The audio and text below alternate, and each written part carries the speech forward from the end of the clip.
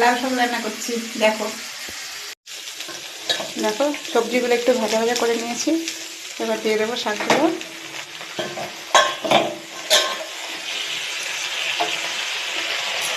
লাউ শাকগুলো এত সুন্দর, দেখো একদম পুরো সবুজ, কি ভালো লাগছে না দেখতে। এবার ঢাকা দিয়ে দিলাম।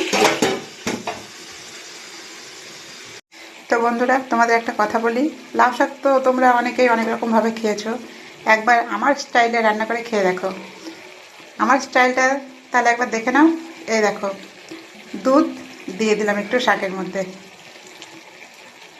তাহলে তোমরাও একবার এই দুধ দিয়ে লাউ শাক রান্না করে খেয়ে দেখো শাকটা কেমন লাগে। তো দেখো আমার লাউ শাকটা একদম পুরো কমপ্লিট।